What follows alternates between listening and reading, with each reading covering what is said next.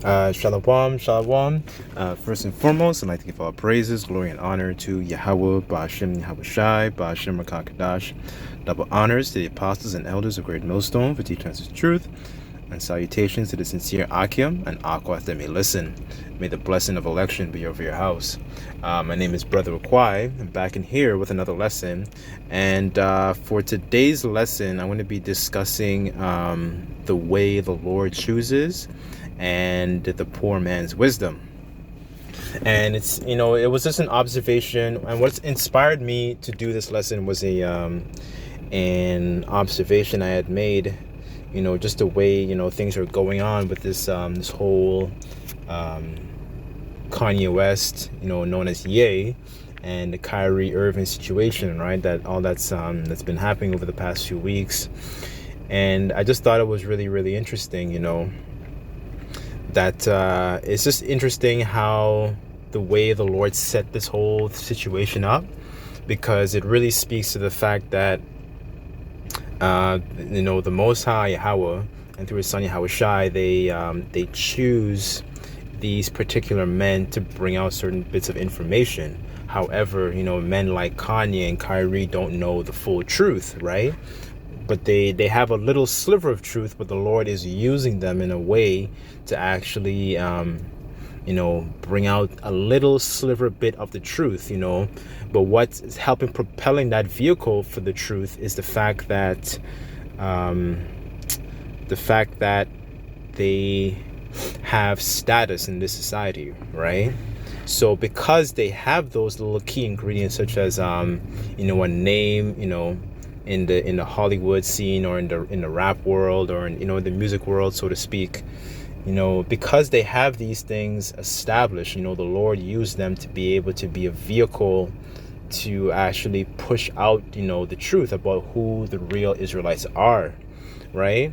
As a matter of fact, before I continue with my point, I just want to get a quick scripture. I didn't list it here, but just bear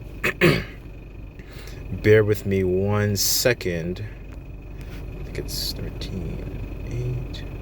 Okay, so this is 2 Corinthians 13, verse 8. For we can do nothing against the truth, but for the truth, right?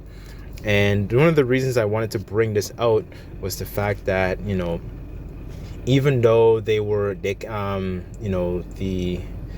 so-called, JEWS came down very, very, tough on them, to be able to retract their statement and vilify them and so on and so forth. It just brought to light more understanding of what's really and truly going on, right?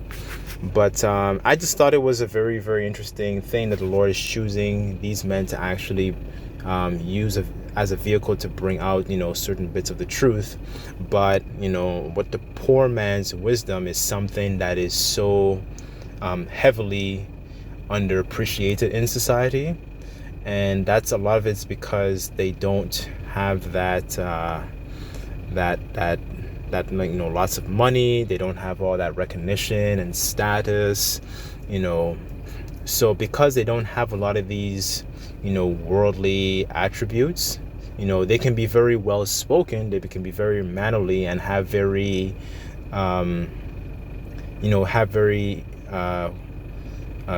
skills, be able to give you truth and understanding, starting with our apostles and elders on down, who's been feeding us and giving us this truth, right? Because they have these things, they seem as bums, so to speak. And that's how a lot of our people, especially people who walk across the street, and when we're out on the streets and we're preaching this message, that we seem like we don't know what we're talking about. We see him as senile. We see him as some people that might be homeless, and so on and so forth, right? We just seem like an angry mob, so to speak. It were very, very, starting with our apostles and elders on down, who've been showing this message and preaching this message for many years now, decades upon decades, right? Because we do, starting from them on down, and our teachers and our elders don't have these things, it seems like they don't have any, their wisdom and their message of what they're trying to convey is very, like, severely underappreciated, right? Especially amongst our people, right? And really what it takes is for somebody, who's made it, so to speak, in the world to actually convey that message, right?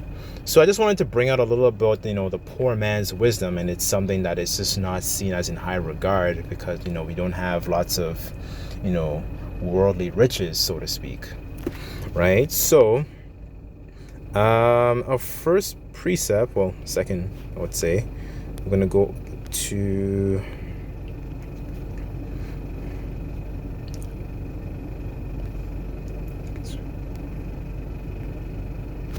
Let's see.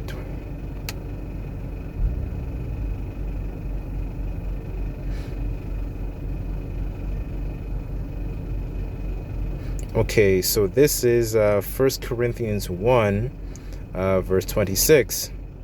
For ye see your calling, brethren, how that not many wise men after the flesh, not many mighty, not many noble are called.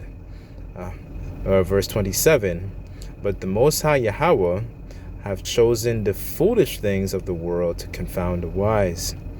And the Most High Yahweh have chosen the weak things of the world to confound the mighty. Verse 28, and the base things of the world and the things which are despised, the Most High have chosen. So the Most High is not, somebody who's choosing people like Kanye, choosing people like Kyrie or Jay-Z or, so these well-established celebrities in the world to actually convey this message. What the scripture is trying to convey is the fact that they chose, people, and Yahweh Bashem Yahushai has chosen people who are on a very low level, but very rich in spirit at the end of the day, right? But it's just the way that, society, because society is very, very materialistic and very, very carnal. People would look at you, you're very and highly judged the way you look and the way that you dress, where your hair is, and so on and so forth. So people look strongly at the outside appearance and not at the inside, right? Verse 28, and the base things of the world and the things which are despised, the Most High chosen, the Most High Yahweh chosen, and the things which are not, to bring the things to naught that things are, right? So this is the way just the Most High chose this, and and majority of the time the Most High, it does it in a way to glorify his name, right? And I want to get that, I want to end off with that scripture, right? So let's go back to the point of the poor man's wisdom, right? Because the way the poor man, even though we don't have like lots of money or lots of status, or starting with our apostles and elders on down, most of us don't. Like, some brothers might be a bit more well off, and Barakatha Yahweh Bashem Yahushai, if you have a certain amount of I guess money or so on and so forth. But the majority of us are not like well established, or have all these money and influence and have a name for ourselves, in this part of the world, in Hollywood, in these places, right? So let's continue to see, and I want to show you this is the way that the poor man's wisdom is normally seen, right?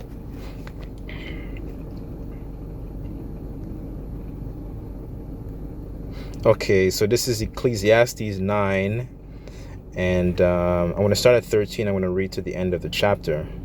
Okay, so this is Ecclesiastes 9 and 13, and it reads, this wisdom I have seen also under the sun, and it seemed great unto me. Verse 14, there was a little city, a few men within it, and there came a great king against it, and besieged it, and built great bulwarks against it. Verse 15. Now there was found in it a poor wise man, and he by his wisdom delivered the city. Yet no man remembered the poor man. Verse 16. Then said I, wisdom is better than strength. Nevertheless, the poor man's wisdom is despised, right? And one of the reasons that his wisdom is despised is because of the fact that he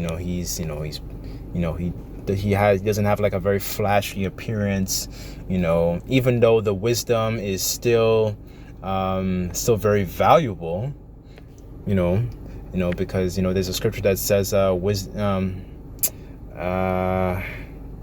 she prevented them that desire, roughly paraphrasing Wisdom of Solomon, right?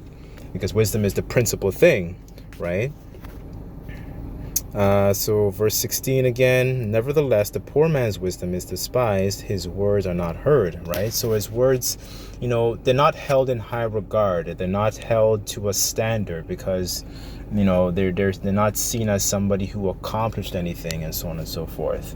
They're just seen as a couple bums, and it's that it just speaks to the situation that's going on with what's going on in the world, and the Lord using Kyrie and Kanye to bring out truth, even though it was a little bit sliver of the truth. They didn't really break it down properly or share a lot of light of like who exactly the Israelites are, who's the northern kingdom, the southern kingdom, and so on and so forth, and go into all these prophecies.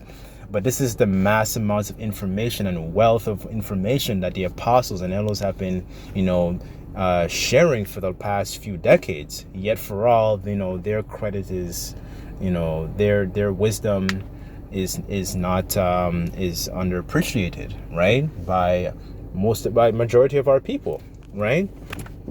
Because they might pass them on the streets, they don't look famous, they look rugged, they look rough, and that's how a lot of these people look at us, right? So let's continue. So this is verse 17. The words of a wise man are heard in quiet, right? So people are more quick to listen to somebody who is of high regard. They're very quick to listen to people who have some status, who have, like a Fortune 500 company, who have like lots of women around them, and so on and so forth. These are the sorts of things that people would flock to, because there's this is the kind of, vibration that they, present to emanate, right? So they have all these different carnal things, and then people want to help them, be around them, listen to them, right? So let's continue. Verse 18. Wisdom is better than weapons of war, but one sinner destroyeth much good, right? So wisdom can prevent your life, can protect your life, Salakia. As a matter of fact, let me get that scripture I was talking about the preciousness of wisdom, right? Let's see.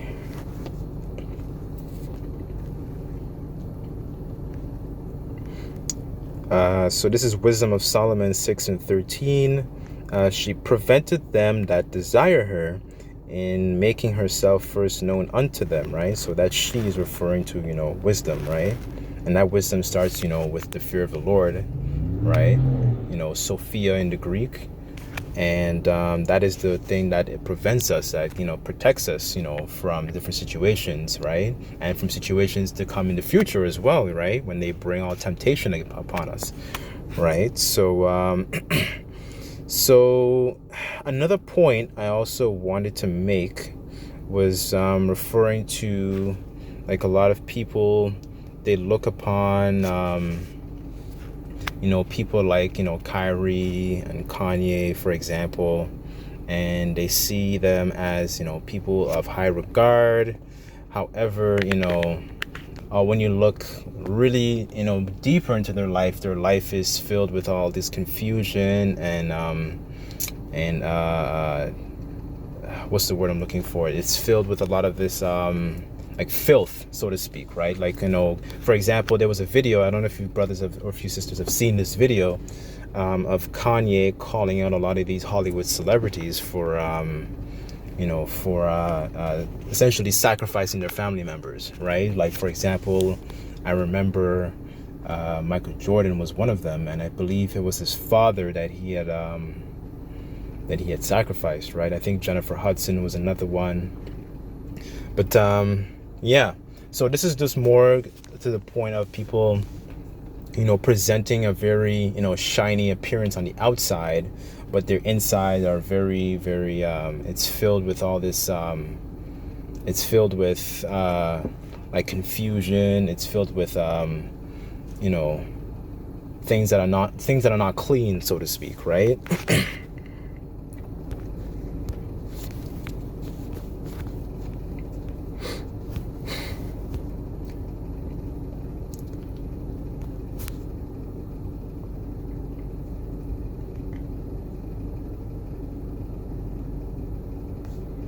Okay, so this is Matthew 23, verse 25.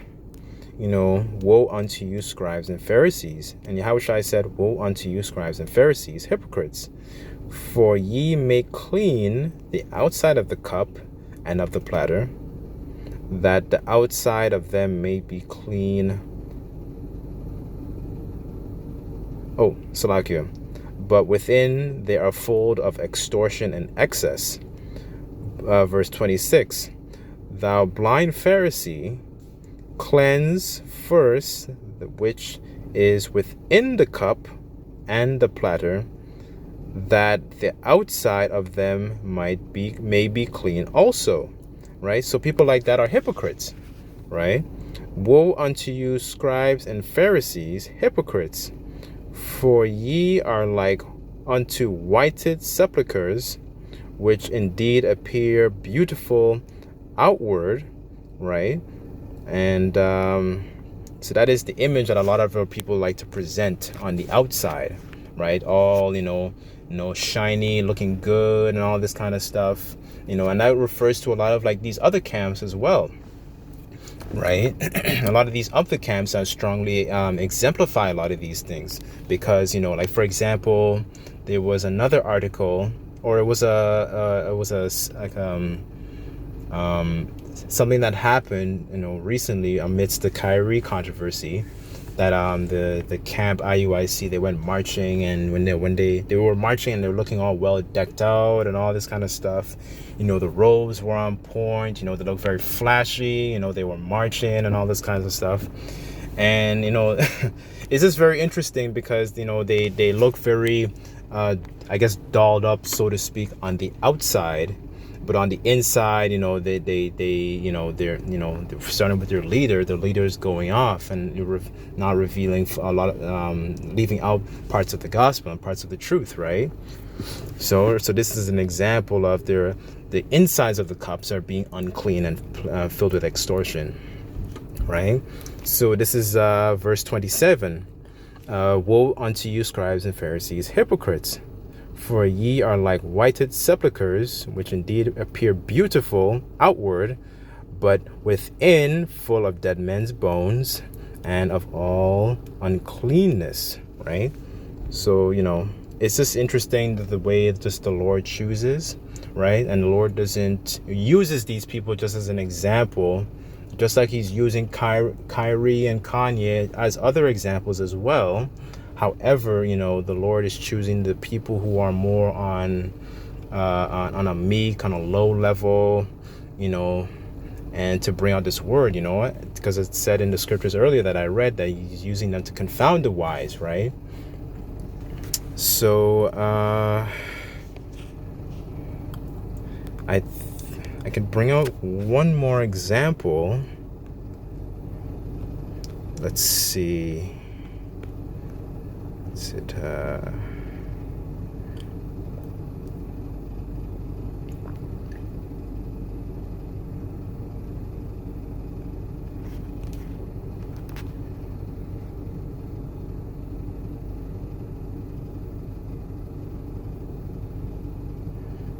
So this is just an example of the way the Lord chooses, right? So, the Lord chose this young man named Gideon to help save Israel from the Midianites, right?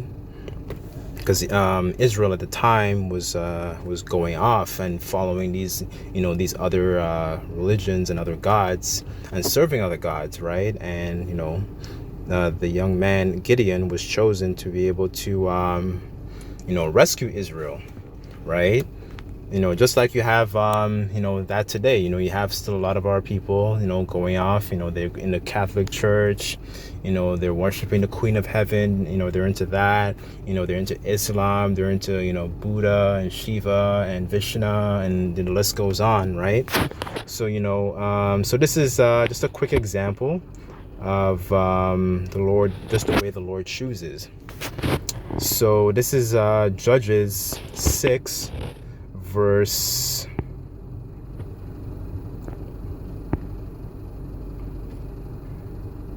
I'll start at 13 just to establish some context.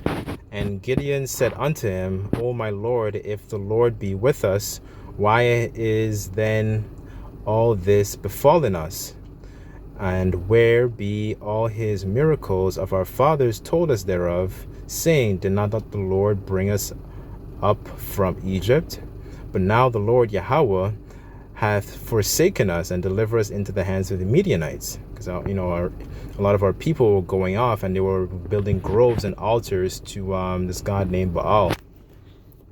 Verse 14, and the Lord looked upon him and said, Go in this thy might, thou shalt save Israel from the hand of the Midianites. Have not I sent thee? Verse 15, and this is the key point I wanted to just bring out. And he said unto him, O my Lord, wherewith shall I save Israel? Behold, my family is poor in Manasseh. I am the least in my father's house. So, Gideon is telling the Lord, like, I'm not much of, I'm not somebody of, high regard. I'm not somebody really that important. I am just somebody, poor, this is this condition of my family, and so on and so forth, right? And the Lord Yahweh said unto him, Surely I will be with thee, right? And thou shalt smite the Midianites as one man, right? So, the Lord was giving him some reassurance that, even though you are, of lowly stature, so on and so forth, the Lord is giving him that assurance and that confidence, like, I will be with you, during this, during this fight, right? So, that's also comforting, when we go through our own struggles, because, the people of the world will despise us, but it's just knowing that the Lord Yahweh Bashem Yahushai is going to be with through this tribulation, right? So if you read further down at the end of this, like continuing to the words, like through the story, through the chapter, you realize that Israel was going off and they were building all these different groves to this Baal, which has been a lot in the news lately, with the whole Balenciaga situation, right? So anyways, that's just the key point I just wanted to hit. And hopefully this lesson was edifying, and I'd just like to give all praises, glory, and honor to Yahweh Bashem Yahushai Bashem Rakakadash. Double honors to the apostles and elders of Great Millstone for teaching us his truth. Until next time, we say Shalom.